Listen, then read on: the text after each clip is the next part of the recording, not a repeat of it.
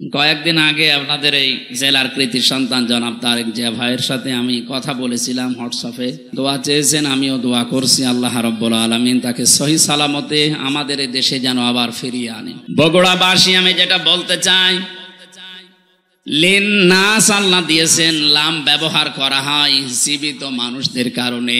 সুতরাং কোরআন শোনানো লাগবে, কোরআন বোঝানো লাগবে জীবিত মানুষকে, না মরা মানুষকে। আমরা এই সিস্টেম পাল্টাতে চাই। মানুষ মারা গেলে দেখা যায় উনি ডাক দিয়েছে 10 জন হাফেজ মনে কোরআন শরীফ পড়েন, ও মরিয়ে গেছে, পড়ি করবেন কি? ওর জীবনটা যদি কোরআন কেন্দ্রিক চলে তাহলে মরে গেলে পড়া লাগবে না, কোরআন তাকে সুপারিশ করবে। আর জীবন যদি চলে উল্টা পাল্টা, এই যে দরবেশের মতো 36,000 কোটি টাকা মারিংকাটি করিস, ওর সামনেও মরে গেলে কোরআন পড়লে ওর আযাব আরো বাড়বে। যখনই আপনি সুদের আয়াত, ঘোষের আয়াত, মানুষের টাকা আত্মসাতের আয়াত আসবে, হাফেজ সাহেব তো পুড়িয়ে যাবে। গজবের ফেরেশতার ওর লাশের চারিদিকে থাকবে, জিজ্ঞাসা করবে বেটা কি পড়ে কোরআন দিয়ে, এটা তোর জীবনে ছিল? তার মানে ছিল না। ফেরেশতারা বলবে যাক আমাদের মনে ছিল না। কথা বলে না কেন? পাগলকে যদি বলা হয় নৌকা নাড়াবি না, ও বলে আমার মনে ছিল না। আপনি ফেরেশতাদেরকে তো আরো স্মরণ করিয়ে দিচ্ছেন যে এই লোকটা টাকা পয়সা আত্মসাৎ করেছে, এরা আপনি পিটান। এই জন্য আমরা চাই এদেশে কিয়ামত পর্যন্ত 96% মুসলমানের দেশে কোরআন শরীফ চলবে, এটা গোপনে না, ওপেনে। বলেন কেউ যদি বাধা দিতে আসেন তারপর পরিণতি হবে ওই জালেমের মতো। এখানে কিতাব একটাই, মরণের পরে মানুষকে যে আমরা সবাই জানি যে প্রশ্ন করা হয় 3টা না 4টা প্রশ্ন করা হবে। হ্যাঁ, আপনি আমার সাথে বেশি জানেন না, এটা আমার মনে হয় ঠিক হয়নি, এটা নামিয়ে দেন। যাচ্ছে ফ্যান দিয়েছেন কোথায়? ওপরে। বগুড়ার লোকের আছে। বগুড়াবাসী প্রথম প্রশ্ন করা হবে মার রব্বুকা অমাদিনুকা। বিশ্বনবীকে সামনে এনে বলা হবে মান হাদার রজুল, এই লোকটা কে ছিল? এই 3টার জবাব যদি কেউ সঠিকভাবে বলতে পারে, রব্বি আল্লাহ দীনুন আল ইসলাম হাদা নবিয়ুনা মুহাম্মাদুর রাসূলুল্লাহ সাল্লাল্লাহু আলাইহি ওয়াসাল্লাম, সঙ্গে সঙ্গে ফেরেশতারা বলবে আল্লাহর বান্দা এগুলো পেলে কোথায়? ও বগুড়াবাসী, আপনাকে 4র্থ নম্বরের প্রশ্নে জবাব দেওয়া লাগবে আমি কোরআনে পেয়েছি। কারণ ফেরেশতারাই একটা কিতাবই চেনে। আপনি যদি পৃথিবীর কোন বইয়ের নাম বলেন যে মাইকেল জ্যাকসন একটা বই লিখেছি, এই বইয়ে পেয়েছি, দাঁত মুখ যা আছে আরো খুলে ফেলবে। কারণ ফেরেশতারা মাইকেল জ্যাকসন চেনে। কথা বলে না কেন? 4র্থ প্রশ্ন যেখান থেকে জবাব দেওয়া লাগে তার নাম কোরআন শরীফ। এইটার সাথে যদি আপনার সম্পর্ক না থাকে আপনি জবাব দেবেন কি দিয়ে? তাহলে আমার মূল প্রথম পয়েন্ট ছিল কিতাব, একটাই মাত্র কিতাব, উনজিলা ইলাইকা, হে নবী আপনাকে আমি দিলাম। কেন দিয়েছি জানেন? ফালা ইয়াকুন ফি সাদরিকা হারাজুম মিনহু লিতুনজিরা বিহি। এই কোরআন দিয়ে যখন মানুষদেরকে সতর্ক করবেন, আপনার মনের ভেতরে যেন কোনো সংকীর্ণতা কাজ না করে। হারাজনের ব্যাখ্যা আমি 33টা পেয়েছি। হারাজন মানে ভয়, ভীতি, দ্বিধা, দ্বন্দ্ব, সংশয়, সন্দেহ। 33টা অর্থ লেখা আছে তাফসিরে। আপনার মন থেকে এগুলো সব দূর করে কোরআন প্রচার আরম্ভ করবেন। ঘন্টার পরে ঘন্টা কথা বলার দরকার নেই। এ পৃথিবীতে বিশ্ব নবীর মতো এত বড় বক্তা, এত বড় মুফাসসির মাত্র 27 মিনিট কথা বলেছিলেন। এই কথাটা নিয়ে কিয়ামত পর্যন্ত মানুষ চিন্তা ভাবনা করছে, এখনো কুল কিনারা পাচ্ছে না। আর আমাদের 2-5 ঘন্টা চলে যায়, আমাদের কথাই শেষ হয় না। কারণ আমাদের কথার ভেতরে তো কোনো মাল নেই। কথা বলে না কেন? নবীজির এক একটা কথা নিয়ে চিন্তা হচ্ছে, গবেষণা চলছে। বিদায় হজের যে 27 মিনিটের ভাষণ এখনো পর্যন্ত মানুষের কোল কিনারা করতে পারেনি যে কিভাবে নবীজি এত সুন্দর করে সাজালেন। এই জন্য যখন কথা বলা লাগবে কোরআন দিয়ে, তখন নিজের মনে যেন কোনো সংকীর্ণতা, ভয় ভীতি কাজ না করে। আল্লাহ আমাকে ওই পর্যায়ে উঠে কথা বলার তৌফিক দিন, বলেন আমিন। এবার আসেন মাঝখানের শব্দ হারজনের ব্যাখ্যা। 1 নম্বরে হারজনের ব্যাখ্যায় পেয়েছি, যখন আপনি কোরআন দিয়ে কথা বলবেন, সামনে যারা বসে আছে এমন মানুষও পাবেন ওরা আন্দাজে না বুঝে মন খারাপ করবে। এরকম মানুষ দেশে নেই? এগুলো আরো বেশি ছিল, এখন একটু কমেছে। আন্দাজে না বুঝে আল্লাহর বক্তব্য মন খারাপ করে, রাগ করে চলে যায়। 2 নম্বরের ব্যাখ্যায় পেয়েছি, হে নবী, আবাহমান কাল থেকে এমন এমন নিয়ম নীতি মানুষ ইসলাম মনে করে পালন করে যেগুলো আসলে ইসলাম না, বানানো ইসলাম। আপনি যখন কোরআনে কারিমের ব্যাখ্যা করবেন, বিশ্লেষণ শোনাবেন, কোরআন যেহেতু একটা আলো, কোরআন কি বলেন বলেন, কোরআনের বাইরে যা আছে সব অন্ধকার। আর পৃথিবীতে 3টা প্রাণী আছে, দেখবেন ওরা অন্ধকার ভালোবাসে, আলোতে থাকতে চায় না। একটা পেঁচা, বাদুর আর চামচিকা।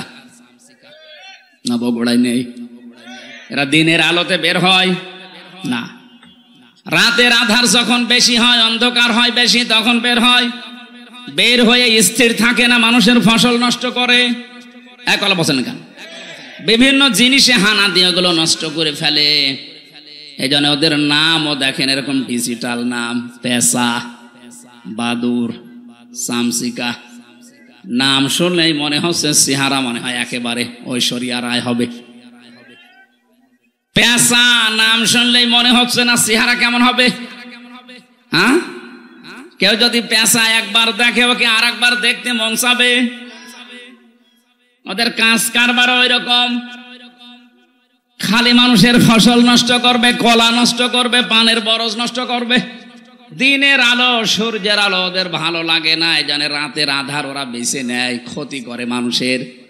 এই পৃথিবীতে কোরআনের আলো, ইসলামের আলো, হাদিসের আলো যাদের ভালো লাগে না, মানুষের তৈরি করা নিয়ম নীতি যেহেতু অন্ধকার, শিরিক, বেদাত, জুলুম, কুফর এগুলো সব অন্ধকার, এগুলোর পথ তারা বেছে নেয়। শিরিকের মাধ্যমে, বেদাতের মাধ্যমে মানুষের দুনিয়ার ঈমান আমল নষ্ট করে। কিয়ামতের ময়দানে পৃথিবীতে যে যেই ধরনের অপরাধী, ওই অপরাধের জন্য তার চেহারা আকৃতি আল্লাহ ওই রকম করে দেবে। ইয়াগরাফুল মুজরিমুনা বিসিমাহুম ফায়ুখাযু বিন নাওয়াসি ওয়াল আকদাম ফাবিআইয়ি আলাই রাব্বিকুমা তুকাযযিবান। বলেন আল্লাহু আকবার। আল্লাহ বলেন, অপরাধী যারা পাপিষ্ঠ ওদেরকে কিয়ামতে ওদের চুলের মুঠি ধরে আর পা ধরে আমি তুলবো, যেন অপমান বেশি হয়। আমরা ছোট ছোট বাচ্চাদেরকে দেখি, যখন দোল দেওয়া হয়, দোল না যার গরিব মানুষ নেই, মার বাবা কেউ হাত ধরে 2 জন, কেউ পা ধরে 2 জন, এভাবে দোল দেয়। দোলে দোলে বলে না? কিয়ামতে ফেরেশতারা এই পাপিষ্ঠ মুজরিম যারা, যে সেই ধরনের অপরাধী ওর চেহারার ভেতরে আল্লাহ এটা ফুটিয়ে তুলবে। ওই চেহারা নিয়ে কেউ হাত ধরবে, চুল ধরবে, কেউ পা ধরবে, এভাবে দোলে দোলে এক দোলে দেবে জাহান্নামের মাঝে। এখানে আমার শিক্ষা দেওয়ার বিষয়, যারা দিনের আলো, সূর্যের আলো না ভালো লাগার কারণে অন্ধকারের পথ বেছে নিয়ে ওদের নাম ওলট পালট হয়ে গেছে। আমরা দুনিয়াতে যারা ইসলামের আলো, কোরআনের আলো সহ্য হয় না, এ চেহারা যত সুন্দর হোক, আল্লাহর কসম এ চেহারা থাকবে না। দুনিয়াতে যে যে ধরনের কাজ করেছেন, ওই চেহারা আপনাকে আল্লাহ ফুটিয়ে তুলবে। পৃথিবীতে দেখবেন এই যে শুকরের কাজ কি? নিজের মেয়ে, ছেলে, বউ এগুলো নিয়ে যায়, এক জায়গায় বসে বসে আর একজনের সাথে গল্প করে, আর ওগুলো সব কচু খেতে ছেড়ে দেয়। যাদের সাথে ছেড়ে দিয়েছে সবই তোর মাহারাম নাকি? দুনিয়াতে বহু এই শুকর মার্কা মানুষ দেখতে পাওয়া যায়, নিজের বউ সুন্দরী, নিজের মেয়ে, নিজের পুত্রবধূ এগুলো নিয়ে যায় মার্কেটে, বিভিন্ন অনুষ্ঠানে, দোকানে, নিজে এক জায়গায় বসে বসে গল্প করে, আর ওগুলো সব আল্লাহর রাস্তায় ছেড়ে দিয়েছে। বেশি বললাম? অনেকে এমনও দেখা যায় নিজের স্ত্রী যদি একটু সুন্দর হয়, ও দিশায় পায় না করবে কি, ও মনে করে মানুষকে দেখাতে পারলেই সওয়াব। আমি যখন বিশ্ববিদ্যালয়ে ছিলাম ওই সময় দেখে কুষ্টিয়ার ওই যে গোল চত্বরে একজন নিয়ে যাচ্ছে মোটরসাইকেলে করে তার বউ। সালাম দিলাম, কে? তোমার ভাবি। কি পরিয়েছেন? কি শাড়ি না মশারি? না, একবার তাকানোর পর আর তাকানো যাচ্ছে না, এত পাতলা। আমার কানের কাছে মুখ নিয়ে বলছে, হামজা আমি তো সারা জীবন দেখলাম, আমি আর কত দেখবো, এলাকার মানুষের হক নেই। হক আদায় করে বেড়াচ্ছে। এরকম হক আদায় করা পাবলিক দেশে নেই। যারা নিজের বউ দিয়ে, মেয়ে দিয়ে, পুত্রবধূ দিয়ে হক আদায় করেন, কিয়ামতের দিনে আকৃতি আল্লাহ বানিয়ে দেবে শুকুরের। আমার তো এই আয়াতের ব্যাখ্যা পড়ার পরে মনে হয় বাংলাদেশে বহু মানুষের আকার থাকবে না, শুকুর হয়ে যাবে। কথা বলেন না কেন? কিছু মানুষকে আল্লাহ কুকুরের আকৃতি দিয়ে তুলবে। কুকুরের স্বভাব হচ্ছে আপনি দুইটা কুকুরকে খাবার দেন, একটাকে যা দিয়েছেন ও মরণ পর্যন্ত খেলেও শেষ করতে পারবে না, এত খাবার ওরা। তারপরও দেখবেন পাশেরটায় হামলা দেয়। 15.5 বছরে যারা অর্থ কামিয়েছেন, আমার মনে হয় ওর 14 বংশ যদি দুনিয়ায় থাকে শেষ করতে পারবে না, এরপরও জনগণেরটায় হামলা দিয়েছে। গতকালকে এক সচিব ধরা পড়েছে,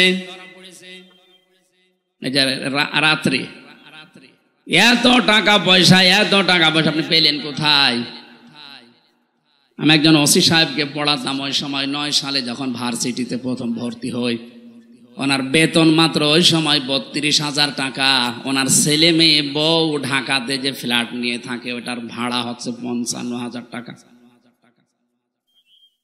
আমি একদিন বললাম, স্যার আপনার বেতন 32,000, অথচ আপনার ফ্ল্যাট যেটা ভাড়া আছে, আপনার বউ ছেলে মেয়ে থাকে ঢাকাতে, এটা 55,000, কিভাবে কি? হুজুর সব আল্লাহ চালায়। কে চালাচ্ছে? সব আল্লাহ চালাচ্ছে।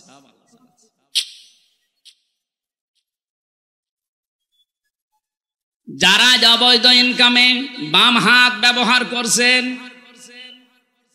আমি আমার ইমান থেকে কথা বলছি, আল্লাহর কসম, আপনার এই বাম হাতের ইনকামে যত কোটি কোটি টাকা পয়সা কামাই করবেন, অর্থ সম্পদ বানাবেন, আপনার এই অবৈধ টাকা আপনার বউ, আপনার ছেলে মেয়েরা 2 পায়ে দাঁড়িয়ে আছে ভোগ করার জন্যে। কিন্তু এগুলোর দ্বারা যে অপরাধ, যে গোনা হবে, একটা গোনা আপনার ছেলে মেয়ে বউ কেউ নেবে না।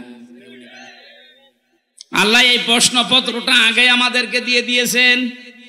এরপরেও যদি আমরা ফেল করি, এক ছাত্রের গল্প শুনেছিলাম, এসে বাবার কাছে কাঁদতেছে। বাবা বলে, কি কাঁদো কেন? আব্বা রেজাল্ট দিয়েছে কি, তুমি পাস না ফেল? কথা বলে না। বারবার জিজ্ঞাসা করার পরে যখন কথা বলে না, দিয়েছে 2 থাপ্পড়। বলবি তো তুই পাস না ফেল? এবার মুখ খুলেছে, বলছে, আব্বা ফেল করলে তো কথা ছিলাম 5-এ, নামিয়ে দিয়েছে 3, এখন আমার 5-এ উঠতে 2 বছর লাগবে। আমরা যে পাগলামি গুলো করছি, সূরা আলে ইমরানের 185 নম্বর আয়াতের শেষে আল্লাহ এই তথ্যটা দিয়েছেন, ওয়ামাল হায়াতুদ দুনিয়া ইল্লা মাতাউল গুরুর। পৃথিবীর বান্দা বান্দিরা, দুনিয়ার জীবনটা কিন্তু একটা খেলাধুলা, এটা ধোঁকা। তোর স্ত্রী তোর জন্য ধোঁকা, তোর সন্তান আদি মা বাবা, এমনকি দুনিয়ার যত মানুষ তোকে ভালোবাসি বলে দাবি করে, সবগুলো ধোঁকা। এগুলো সব কাট হয়ে যাবে চোখ বন্ধ হওয়ার পর। ফাইদা নফিখা ফিস সূরি ফালা আনসাবা বাইনাহুম ইয়াউমাইযি ওয়ালা ইয়াতাসাআলুন। সূরা মুমিনুনের ভেতরে আল্লাহ জানিয়েছেন, চোখ যখনই বন্ধ হয়ে যাবে মানুষের, পৃথিবীতে যত রকমের সম্পর্ক আছে, আত্মীয়তার হোক, রক্তের হোক, দলীয় হোক, যত রকমের সম্পর্ক সব আমি আল্লাহ কাট করে দেব। নসবের বহু বচন আনসাব, একটা সম্পর্ক তো থাকবে না। এ প্রশ্নপত্র হাতে পাওয়ার পরেও যদি কোনো জ্ঞানী মানুষ আমরা ফেল করে বসি, তবে আমাদেরকে 5 থেকে 3 না 5 থেকে 1 নামানো দরকার। আমি সহ যারা আছি এরকম পাগল, আজকে থেকে আর পাগলামি যেন না করি। আমার কথা বুঝতেছেন? কিয়ামতে যদি কুকুরের সুরত নিয়ে ওঠা লাগে, আমি কি করলাম এ বিশাল সম্পদের পাহাড় তৈরি করে, আমি ভোগও করতে পারলাম না। দুনিয়াতেই যদি এই অপমান এই যে সচিব যিনি ধরা পড়েছে রাতে, ওনার যে এখন কি হবে উনি জানি আর আল্লাহ জানি। আর ইসলামী রাষ্ট্র হলে ওনাকে তো এখন ফাঁসি দেওয়া হইতো। যেই কয়জনই ধরা পড়েছে আপনি তাকান, এক একজনের শুনলাম 620টার উপরে বাড়ি আছে তার, সারা পৃথিবী মিলে। ভ্যান চালকের মতো যদি হালাল রোজে উপার্জন করা লাগতো, কিয়ামতের আগে এই পৃথিবীতে কেউ 620টা বাড়ি বানাতে পারত না। অথচ 15.5 বছর অলরেডি অনেকে বানিয়েছে। 350 এমপি এবং নির্বাচন কমিশনের যে 15 জন দায়িত্বে ছিল, একজন পটল তুলেছে, এখনো 14 জন আছে। প্রত্যেকের এখন হিসাব নেওয়া হচ্ছে যে টাকা পেলেন কোথায় বলেন। ইসলাম যদি এদেশে থাকতো, হিসাব না, শুধু ধৈর্য আর প্রমাণ হলেই কে আল্লাহ ফতে করে দিত। এইটা দেখার পরে কিয়ামত পর্যন্ত এই দেশে আর অবৈধ সম্পদের পাহাড় কেউ গড়তো না। এটা বন্ধ করা দরকার। আর এটার জন্য কোরআনে কারিমের আইন ছাড়া বানানো আইন দিয়ে সম্ভব না। যেহেতু এখনো কোরআনে কারিমের আইন এদেশে আসেনি, আমরা যারা বিবেকবান আছি, কিন্তু বিবেকটা কাজে লাগান। কুকুরের মতো স্রোত নিয়ে কিয়ামতে উঠলে কি হবে আপনার? আপনি মনে করেন 2000 বছর হায়াত পেলেন, 2000 বছর পরে তো মরবেন নাকি? কথা বলেন না কেন? আপনার যাতে কত বড় বড় মহারথী কবরে চলে গেছে। বিশ্ব নবীকে আজরাইল অফার দিয়েছিল, আপনি যদি থাকতে চান যতদিন ইচ্ছা থাকতে পারবেন। নবীজি বলেছেন তারপরে কি? বলে হ্যাঁ, তারপরে মরা লাগবে।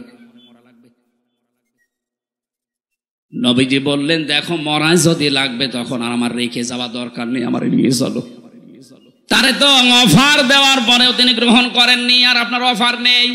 সর্বোচ্চ এদেশের এখন গড় আয়ু হচ্ছে 65-67 বছর।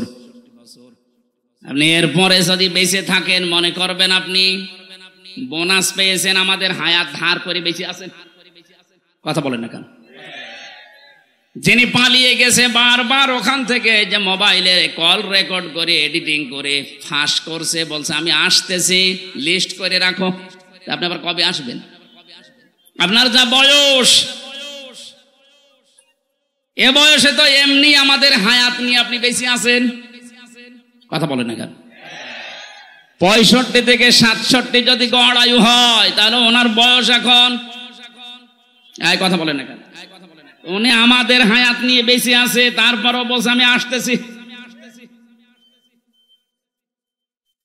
আমরা এই মুহূর্ত থেকে শুধু মাহফিল শুনতে আসা না, আমরা এই মুহূর্তে সিদ্ধান্ত নেওয়া লাগবে কিয়ামতে যেন আমার আকৃতিতে অন্তত হামজার আকৃতি থাকে, কুকুর হয়ে না যায়। কিছু মানুষের আকার হবে সাপের মতো। তাফসিরে ফি জিলালিল কোরআন মুফাসসির লিখেছেন, সূরা রহমানের এই তাফসিরে 10 প্রকার আকৃতির কথা ওখানে আছে। সাপের কাজ কি? একটা মানুষকে সবল দেয়, লোকটা মারা যায়, সাপের কোনো লাভ হয়? বলেন না কেন? 15.5 বছর আপনি তাকান, অধিকাংশ মানুষের চেহারা সুরত কিয়ামতে সাপের মতো হবে। কারণ এরা সকাল থেকে ওঠার পরে বিকাল পর্যন্ত শুধু ধান্দায় থাকতো, কার ক্ষতি করব, কাকে বিপদে ফেলবো, কাকে মিথ্যা মামলা দিয়ে ধরিয়ে দেব। লোকটার মাঝখানে ক্ষতি হয়ে যেত, এর কোনো লাভ হইতো না। আর এর লাভ হয়তো একটু পদ পেত। কারণ এই দেশে যত নিরীহ মানুষকে আপনি বিপদে ফেলতে পারবেন, এই জালেমদের নীতি ছিল তাকে উপরে তুলে দেওয়া। কি হয়েছে এখন আপনার? এজন্য আহ্বান জানাচ্ছি, শুধু দুনিয়া না, আর একটা জগৎ যেহেতু সামনে আছে, আমাদের আকার আকৃতি যেন সাপের মতো, কুকুরের মতো, শুকুরের মতো, পেশাবাদুর সামসিকার মতো হয়ে না যায়। আমাদের এই আকার আকৃতি যেন কিয়ামতে আল্লাহ মানুষের মতো রাখে, বলেন আমিন। আবহমান কাল থেকে এমন এমন নিয়ম নীতি চালু করা আছে ইসলামের নামে, হে নবী যখন কোরআনের তাফসির করবেন, ব্যাখ্যা করবেন, ওইগুলো টিকবে না। কারণ কোরআন মানে আলো, আলো আসলে অন্ধকার দূর হবে,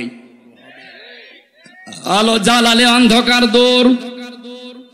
অন্ধকার যখন দূর হয়ে যাবে, ওরা চিন্তা করবে একই এতদিন আমি এই জুলুমের ব্যবসা, শিরিকের ব্যবসা, বেদাতের ব্যবসা করে খাচ্ছিলাম, এ দেখি সব উল্টিয়ে গেল। ওই মানুষগুলো তখন আপনার উপরে রেগে ফেলবে, এমনকি আপনাকে তেড়িয়ে আসবে মারার জন্য। এটা সূরা হজের ভেতরে আছে। ওই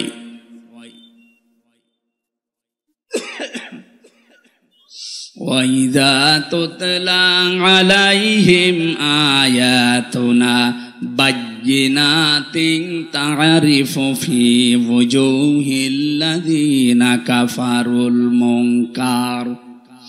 আল্লাহ পাক বলেন, যখন আমার আয়াতগুলো তেলাওয়াত করে বিশ্লেষণ করবেন, বায়্যিনাত মানে দলিল আর প্রমাণ দিয়ে দিয়ে বলবেন, হে নবী দেখবেন কিছু মানুষ আছে ওরা রাগে ফুলবে এবং আপনার দিকে তেড়ে আসবে।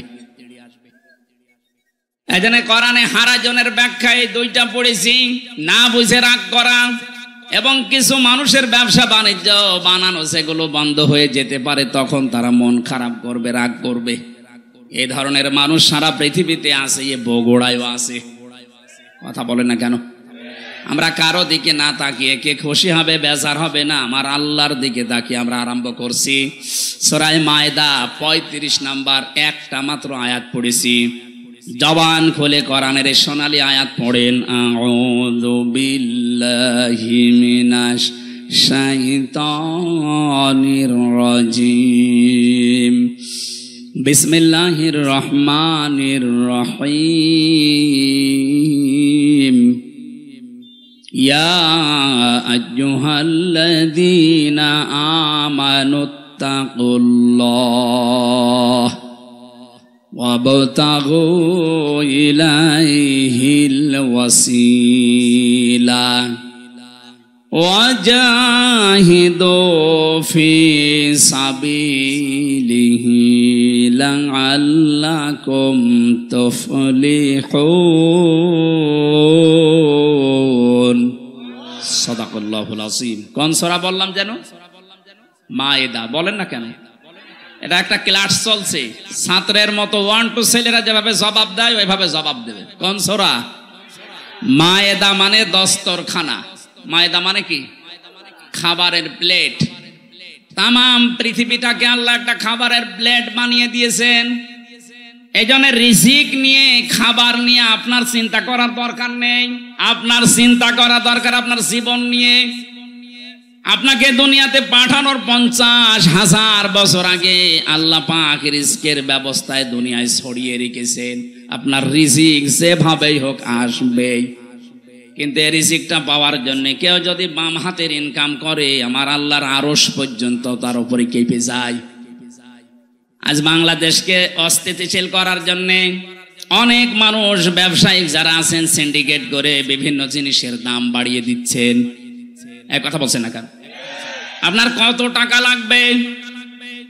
বিশাল তিমি মাছের টন টন খাবার লাগে প্রতিদিন। আল্লাহ তার রাজ্জাক নামের কারণে যদি এই তিমি মাছকে খাওয়াতে পারে নদীর ভেতরে, সাগরের ভেতরে, মহাসমুদ্রে, আপনি মানুষ হামজা কয়েক ছটাক মাত্র খাবার লাগে। এ খাবার আল্লাহ তার রাজ্জাক নামের কারণে দিতে পারে না। আপনি কোন কারণে বাম হাতের ইনকাম করেন বলেন তো? কি কারণে সিন্ডিকেট করছেন এই ব্যবসায়ীরা? হাদিস পড়েছি, যারা মানুষকে কষ্ট দেওয়ার জন্য ব্যবসায়ী যারা, ওয়াইলুল লিল মুতাফফিফিন আল্লাযীনা ইযা তালু আলান নাসি ইস্তাওফুন। এই পৃথিবীর ময়দানে যারা খাদ্য ভেজাল দেয়, ওজনে কম বেশি করে, আর সিন্ডিকেট করে করে মানুষকে কষ্ট দেওয়ার জন্য খাবারকে সংকট তৈরি করে, এগুলো আল্লাহর ভাষায় জালেম। এটা রেকর্ড হচ্ছে, সারা বাংলাদেশে যাবে। সবাইকে জানাচ্ছি, আজকে থেকে আপনি ফিরে আসবেন। এই সিন্ডিকেট যারা করছেন তারা জালেম। তারা কি জালেমের বিরুদ্ধে আল্লাহ বলেন আমি নিজে মামলা দেব। সুতরাং সিন্ডিকেটের মাধ্যমে যারা জালেম হয়ে যাচ্ছেন, আর টাকা পয়সা আপনার কিছু আসবে, কিন্তু আপনি জালেমের খাতায় নাম লিখান, কিয়ামতের দিন আল্লাহ নিজে আপনার বিরুদ্ধে মামলা দায়ের করবে। তখন আপনার এই সম্পদ, আপনার এই ছেলে মেয়ে, এই বউ, দলের লোক সব দিয়েও পার পাবেন না। সূরা আলে ইমরান এটা আছে, কিয়ামতে কাফেরেরা তামাম পৃথিবীর সব দেওয়ার জন্য আল্লাহকে বলবে এগুলো সব দিয়ে দিলাম, আল্লাহ তুমি আমাকে অন্তত বাঁচাও। আল্লাহ পাক বলেন কখনোই না। এটা সূরা মারিজের ভেতরে আছে। ইয়াওয়াদ্দুল মুজরিমু লাউ ইয়াফতাদি মিন আযাবি ইয়াউমিযিন বিবানি ওয়া সাহিবাতিহি ওয়া আখি ওয়া ফাসিলাতিহি আল্লাতী তুবি ওয়া মান ফিল আরদি জামিআ সুম্মা ইউনজি। আল্লাহ পাক বলেন প্রথমে যখন বিচার করব, এই মানুষগুলোর যারা জালেমের তালিকায় নাম আছে এদেরকে ডাক দেওয়া হবে। সিন্ডিকেট করলে তার নাম আল্লাহর তালিকায় কি বলেন তো? আরো জোরে, জোর হলো না, আর একবার। এদেরকে ডাকার পরে ওরা বলবে আল্লাহ আমার এই যে মেয়ে আছে, আমার বউ আছে, আমার স্ত্রী সন্তান আছে, আমার টাকা পয়সা যা আমি কামাই করেছি বৈধ অবৈধ মিলে, অমাং ফিল আরদি জামিআ, এমনকি দুনিয়া যা আছে আমার স্থাবর অস্থাবর সব আমি দিয়ে দিলাম। এগুলো কি আর কি মনে হচ্ছে আপনার কাছে? আল্লাহর কথা কোনো মিথ্যা নেই। আল্লাহ বলেন এর পরেও লোকটা কেঁদে কেঁদে শেষে বলবে সুম্মা ইউনজি, আমাকে আপনারা মাফ করেন। আজকে সচিব যেভাবে হাত জোড় করেছে সেনাবাহিনীর কাছে যে যা আছে সব নিয়ে যান, আমারে বাঁচান, ওরা ছেড়ে দিচ্ছে। সেনাবাহিনী যদি আপনাকে না ছাড়ে অবৈধ ইনকামের কারণে, কিয়ামতে মাহশারে আদালতে কোটি কোটি মানুষ থাকবে, সবার সামনে আপনার বিচার হবে। আল্লাহ পাক বলবেন না, কাল্লা, কখনোই না, ইন্নাহা লাযা, তোরে আমি লাজাই দেব। লাজা কি? না, কাল্লা ইন্নাহা লাযা, তোরে আমি লাজাই দেব। কোরআনে কারিমের সূরা মারিজের আয়াতের ভেতরে আল্লাহ বর্ণনা দিয়েছেন লাজাই দেওয়া হবে তোরে। নাযাআতাল লিশাওয়া তাদউ মান আদবারা ওয়া তাওয়াল্লা ওয়া জামাআ ফাআওয়া। লাজার প্রথম পরিচয় আল্লাহ বলেন এমন একটা জাহান্নামের দরজা দিয়ে তোরে প্রবেশ করাবো, ওই ঘরে ঢুকলেই তোর চামড়া আগে আলাদা হয়ে যাবে। পৃথিবীতে বহু শাস্তির জায়গা আমি দেখেছি। আয়না ঘরে আমারে 10 দিন যে অত্যাচার করেছিল ওরা আমার উপরে, আমি নিজে তো সাক্ষী, আমি দেখেছি। উল্টো করে আমারে চলিয়েছে, চোখ বেঁধে পেছনে হাত হ্যান্ডকাপ দিয়ে মাথায় দড়ি দিয়ে 11 ঘন্টা টাঙিয়েছে। খাবার দাবার না, পানি চেয়েছিলাম বলে পানি নেই। বহু প্রশ্ন আমাকে করেছে, যে সমস্ত জিনিস দিয়ে যে নখ তুলে নেয়, এই সমস্ত জিনিসগুলো সামনে এনেছিল। অত্যাচার জুলুম যতটুকু আমি পেয়েছি, কিন্তু আমার শরীর থেকে কোনো চামড়া খসেনি। কথা বুঝতেছেন? হ্যাঁ, কিছু মানুষের নখ তোলা আছে আমি দেখেছি। ওই মাটির নিচে যে ঘরের ভেতর আরো অত্যাচার করে, ওই মানুষগুলোর কিছু হাড়ও আমাকে দেখিয়েছে যে এইগুলোকে শেষ করে ফেলেছি। শিবিরের কেন্দ্রীয় সাবেক সভাপতি দেলাওয়ার ভাই এবং মাসুদ ভাইকে যারা কুত্তার মতো পিটিয়েছিল, কুকুরকে যেভাবে মানুষ পিটায়, লাঠি দিয়ে, গোতা দিয়ে, লাঠি দিয়ে যেভাবে মারে, আমারে বলছিল যে এইভাবে আমরা মেরেছিলাম। আল্লাহ এমন শোধ নিয়েছে, এখন তারা গর্তের ভেতর থেকে বের হওয়ার কায়দা নেই। তা আমি এখানে নাযাআতাল লিশাওয়া এর ব্যাখ্যায় কথা বলছিলাম। পৃথিবীতে বহু শাস্তির জায়গা আমি দেখেছি। পৃথিবীর বড় বড় হাজতখানার নাম শুনেছি, কারাগারের। আমেরিকার ওই কারাগার খুব কঠিন, ব্রিটেনের কারাগার খুব কঠিন, রাশিয়ার কারাগার খুব কঠিন, কিন্তু মানুষের চামড়া তুলে ফেলে এমন জায়গা আমি শুনিও নি পাইও নি। আল্লাহ বলেন এমন একটা ঘর বানিয়েছি ওখানে ঢুকলে আগে চামড়া খসে যাবে। এই লাসা কাদেরকে ডাকবে জানো? দুইটা গুণ যাদের ভেতরে আছে, তাদউ মান আদবারা ওয়া তাওয়াল্লা, ওদেরকে লাসায় ডাক দেবে, আসো ভাতিজা আসো।